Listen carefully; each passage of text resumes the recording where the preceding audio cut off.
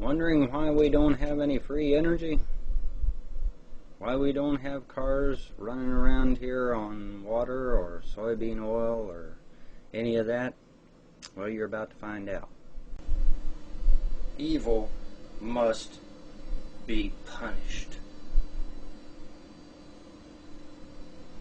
Alrighty. Driver ticketed for using biofuel. Vegetable oil sticks him with $1,000 fine. This is from the newsobserver.com. Okay. Bob Teixeira decided it was time to take a stand against U.S. dependence on foreign oil. So last fall, the Charlotte musician and guitar instructor spent $1,200 to convert his 1981 diesel Mercedes to run on vegetable oil. He bought the soybean oil in 5-gallon jugs at Costco, spending about 30% more than diesel would cost. His reward, from a state that heavily promotes alternative fuels, a $1,000 fine last month for not paying motor fuel taxes. He has been told to expect another $1,000 fine from the federal government. To legally use veggie oil, state officials told him, he would have to first post a $2,500 bond.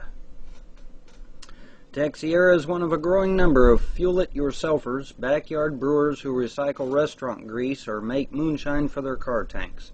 They do it to save money, reduce pollution, or thumb their noses at oil sheiks. They're also caught in a web of little-known state laws that can stifle energy independence. State Senator Stan Bingham, Republican of Denton, is known around Raleigh for his diesel Volkswagen fueled by used soybean oil.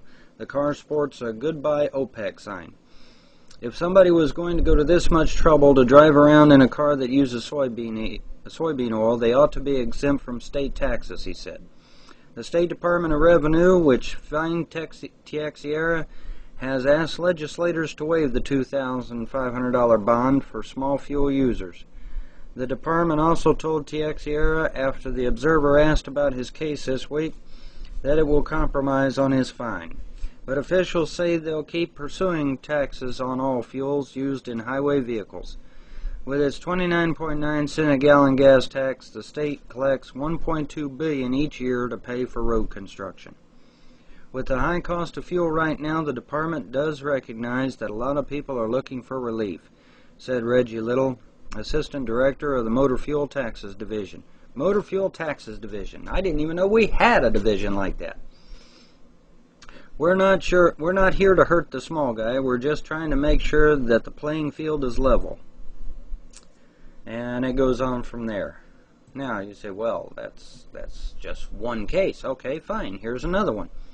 HeraldandReview.com, Central Illinois' #1 news source. State Fuel makes big fuss over local couple's vegetable oil car fuel.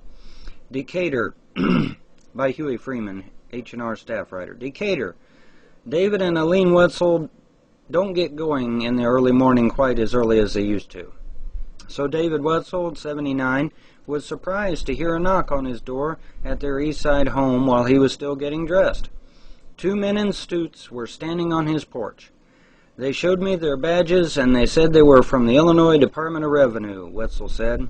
I said, come in. Maybe I shouldn't have. No, you shouldn't have.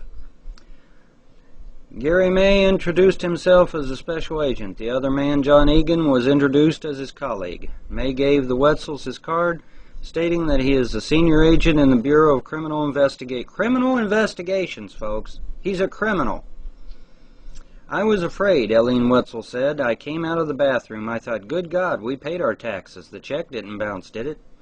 The agents informed the Wetzels that they were interested in their car, a 1986 Volkswagen Golf, that David Wetzel converted to run primarily from vegetable oil, but also partly on diesel. Wetzel used recycled vegetable oil, which he picks up weekly from an organization that uses it for frying food at its dining facility. They told me I'm required to have a license and that I'm obligated to pay a motor fuel tax, David Wetzel recalled. Mr. May also told me the tax would be retroactive. Since the initial visit by the agents on January 4th, the Wetzels have been involved in a struggle with the Illinois Department of Revenue. The couple, who live on a fixed budget, have been asked to pay a $2,500 bond and threatened with felony charges. Felony charges. Felony charges. State legislators have rallied to help the Wetzels. State Senator Frank Watson, R. Greenville, introduced Senate Bill 267, which would curtail government interference regarding alternative fuels such as vegetable oil. A public hearing on the bill will be at 1 p.m. today at room 400 in the state capitol. So, ladies and gentlemen, you want to know why Stan Meyer is dead? Now you know. You want to know why Oxygen, the company of Stan Meyer's brother, is now making water reclamation plants instead of working on water-powered cars? Now you know. You want to know why we haven't had cars with 100 mile to the gallon? Now you know. Now you know. It's a crime. See, if you try to improve if you try to improve your motor vehicle, it is a fine. You are a felon. It's a Class C felony to improve your motor vehicle. In the United States, I can't speak for other countries, but here in the United States, if you attempt to modify or improve your motor vehicle, it is now a Class C felony, and you can be fined, you can be jailed, and plus, like I said, like these two, both these gentlemen have to pay a $2,500 bond. Okay, so that's why we don't have free energy, and we never will have free energy, because the stupid government, whether it be local, state, or federal, will come up with some stupid law to keep us from having it. And it's just that simple. And they're all in the pocket of big oil. Don't tell me they aren't. I know they are, because they get kickbacks. What do you think all these pork projects do? It's a kickback to the states, and then it trickles down to the local governments. So no, that's why Stan Meyer is dead. Stan Meyer would have cut the government out of all these big hefty fines that they pay. That's a lot of money. That's enough money to kill over, yeah. That's enough money to kill it. If somebody will kill somebody over a $100 pair of sneakers, just think what they'll do over this kind of money. So there you go. That's why we'll never see free energy, because the government is set up to keep it from happening. Okay, so I just thought I'd let you know what was going on out there. These are old news articles, by the way.